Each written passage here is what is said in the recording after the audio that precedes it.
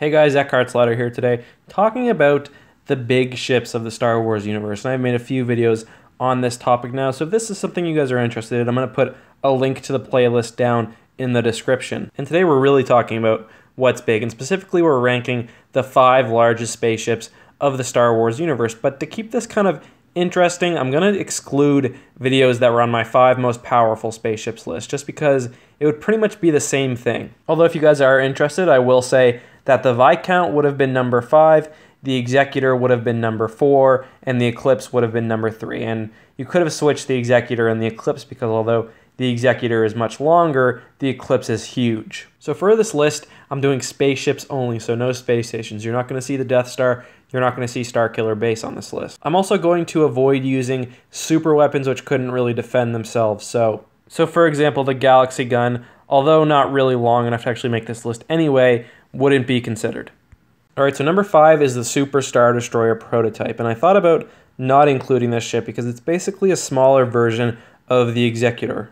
And I'm not really going to spend too much time on this ship because there's nothing super remarkable about it. It was basically one of the first Super Star Destroyers developed by the Empire. Actually, it was the first Super Star Destroyer developed. And although it wasn't 19 kilometers long like the eventual Super Star Destroyer would be, it was still quite beastly at 12 kilometers. Unfortunately for the Empire, it never really got to see any action as it was blown up by some rebels before it was even really completed. Still, pretty notable because it was basically the Empire's first step into making huge-ass Super Star Destroyers. Number 4 is the Manticore 3 class Star Dreadnought. We've talked about this before, or at least we've talked about the Manticore line of ships before. And the line first saw its use during the Clone Wars when the Manticore 1 was kind of brought back into service because it was pretty old at that time, and the Manticore 2 was developed for the Republic fleet. And the first 2 ships of the line themselves were pretty large at 8 kilometers each, but the Manticore 3 was a whole other step up, matching the prototype Super Star Destroyer at 12 kilometers long. We've never really seen what the Manticore looks like. However, it's kind of been suggested that it only really came out because of some length differences between different versions of the Bellator class ship. So we can kind of guess that that's probably what it looks like. The Manticore 3 was actually more than just a 12 kilometer long ship, although we're not exactly sure how powerful it is, but we do know that one lost in a head-to-head battle with an Executor Super Star Destroyer. Number 3 is the Vengeance Super Star Destroyer, and this is one of the ships that people really got on me for not including in my 5 most powerful ships list. And I didn't include the ship in my past list because there's really no indication that it was super powerful, but I mean, there is an indication that it was super long because it's 19 kilometers long. That's huge. That's just as long as the Executor class Super Star Destroyer, which is, along with this ship, the longest Super Star Destroyer that the Imperials fielded. It's an interesting ship because although it is super long, it's not quite as thick as some of the other ships are. It's got a lot less volume than, for example, the Eclipse, which is a few kilometers shorter. And the Vengeance is really well known for its role in Star Wars Jedi Knight Dark Forces 2, and that's a pretty well-loved video game where it was the flagship of a Dark Jedi named Jarek. And that's where these cutscenes that have come from. They've got kind of silly full-motion video, but they're really charming, and they're a lot of fun. So I know this ship kind of is in a dear spot for many of my viewers. Number 2 is the Eye of Palpatine, and this one I was on the edge of including or not including. On one hand, it's kind of like a battle station, but on the other, it's very mobile, and it is kind of used to transport troops. And the Eye of Palpatine was basically a very large dreadnought, 19 kilometers long, and it was built either within an asteroid or built to look like an asteroid. So not only is it long like the Vengeance, but it has a lot of volume and it's very large, not just in length. And I probably would have included this on my top 5 Dreadnoughts list, but I kind of consider this to be more of a super weapon.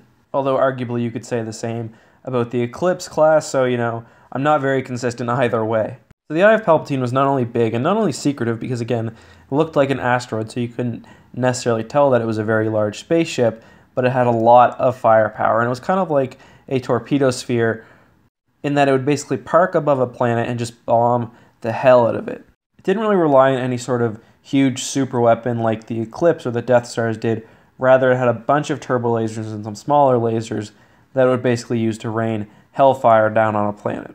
Along with that, the ship was obviously very sturdy. It had its own AI and it could field many, many squadrons of spaceships. So all in all, not only is it huge at 19 kilometers long, you don't want to mess with it. So number one is the Yuuzhan Vong World Ship, and this probably isn't surprising to anyone, although some people think that I really hate the Yuuzhan Vong, and I don't. It's just, I find it hard kind of to classify their technologies and their ships when making lists like this, but with the World Ship, you can't ignore the sheer size of the thing. Like all Vong technology, the World Ship was all biological and organic, and its offensive and defensive systems were also organic. But it was more than just a battle station, and that wasn't even really its main role. It was a transport ship, and it was where the Vong lived during their trip from their galaxy to the Star Wars galaxy. And of course, while in the Star Wars galaxy, they also served as major bases of operation. So on to size, of course, given that these are organic, there is some discrepancies, and some grow bigger than others, but the largest ships could grow to be 120 kilometers across, and that's basically as large as the Death Star. Now that I look back on it, I do kind of regret not including this on my list of the top 5 most powerful ships in the Star Wars universe. It is kind of difficult to classify it because it is a Vong ship, but I mean, this thing is obviously a beast. It's not only huge and basically the homeworld of the Yuuzhan Vong when they're in, the Star Wars galaxy, but it's got incredible offensive and defensive systems. And if I were to redo it now, I'd probably put it, if not up at the top, probably right behind the Sovereign class, so at number 3. Because I do think it could probably still get one shot by an Eclipse or a Sovereign super laser, so not more powerful than those ships, but still pretty damn badass.